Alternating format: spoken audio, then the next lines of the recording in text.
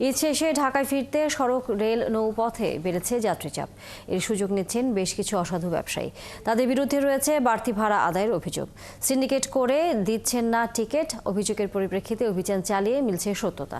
বিভিন্ন জায়গায় প্রশাসন থেকে বেশ কিছু যানবাহন চালককে করা হয়েছে জরিমানা। সহকর্মীদের তথ্যছবিতে বিস্তারিত।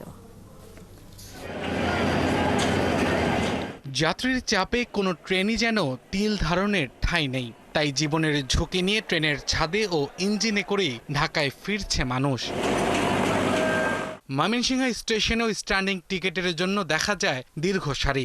এ সময় অনেকেই অভিযোগ করেন কাঙ্ক্ষিত সেবা না পাওয়ার। সিট পাওয়া যে 145 টাকায়, স্ট্যান্ডিং টিকিট 135 টাকায়। তো এই যে আমাদের যে চরম ভোগান্তিটা। 2-3 জন সিট দিয়ে বলে আর সিট নাই।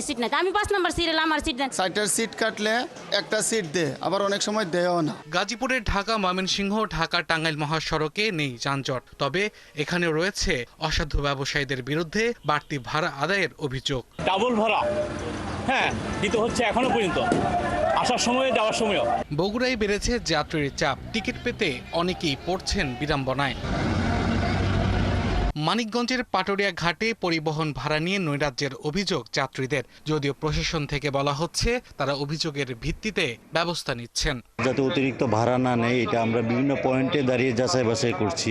তো এখন পর্যন্ত সেই অভিযোগ পাওয়া যায়নি। তবে লঞ্চে অতিরিক্ত ভাড়া নেওয়ায় আমরা 2টি লঞ্চকে 26,000 টাকা জরিমানা করেছি। সিলেটের বিভিন্ন পয়েন্টে চলছে যৌথ টহল ও তল্লাশি কার্যক্রম।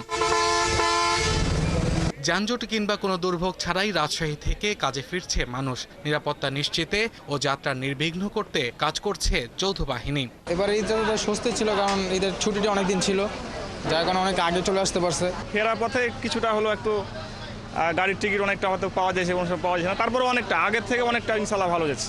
যশোরের বাস কাউন্টারগুলোতে ভিড় করছে যাত্রীরা। নির্ধারিত সময় ছাড়ছে বাস। কোনো সমস্যা হয়নি, টিকিট অ্যাভেলেবেলই আছে এবং বাড়তি দামও কেউ নেয়নি। দামও সহনীয় পর্যায়ে আছে, যেটা দাম রেগুলারলি, এবং গাড়িও অ্যাভেলেবেল আছে। ঢাকা চট্টগ্রাম মহাসড়কের কুমিল্লা অংশেও নেই কোনো যানজট। পর্যাপ্ত পরিবহন চলাচল করায় সকলে ঠিকঠাক মতো গন্তব্যে যাচ্ছেন। আব্দুল্লাহ মামুন, ৭১।